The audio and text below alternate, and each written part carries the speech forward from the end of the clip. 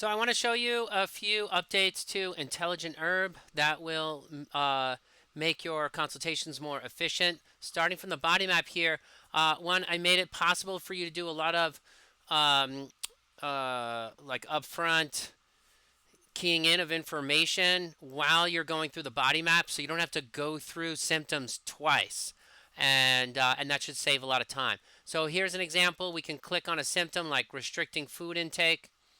And as you have seen in the past, you can add this symptom to an Intelligent Herb client case.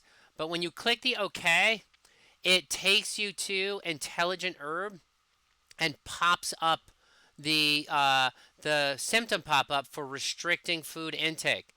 And you can see that you have your existing syndromes here already. You can key in new syndromes, and you can also enter prep questions from the client. So you're going through the body map once, and you can enter in all of your questions, etc., right away, and key in your syndromes right away, so you can go through it once only. All right, that is innovation number one, which should hopefully simplify things for you. Let's go to number two here. You notice in the remedies by syndrome section that you can now turn the syndrome on or off, which really simplifies this. If you have lots of syndromes but you're not planning on sending all to the client, you can turn a bunch of them off, and that kind of simplifies this whole section here. And that's just like in the build report, but I've moved that functionality over to the remedies by syndrome. Now, another cool thing which I want to show you is if you click on that little light bulb, right? This little light bulb right here, it brings you over to the syndrome suggestion page. I put the existing syndromes at the top of the page so you can see what you've already keyed in.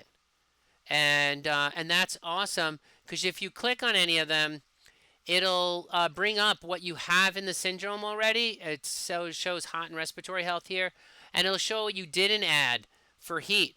And then if you're like, well, what if I want to add some pitta symptoms to the hot and respiratory health syndrome? You can click and see all of your pitta symptoms. It's like maybe I'm going to put migraines but that's not really in respiratory health, so I'll take that out again, right? Um, but you can also go down to pungent here, and so you can quickly add all of the signs to a particular syndrome. And I think that's important. Another thing which I'll mention is that it now sorts these syndromes by the number of symptoms. So down here at the bottom, you notice only one symptom, but up here at the top for respiratory health, a bunch of symptoms. That just helps you, prioritize the syndromes that have a lot of symptoms in it, so that there's a kind of order to it all. Anyway, I hope those features help reduce time, make you more effective, and make it easier for you.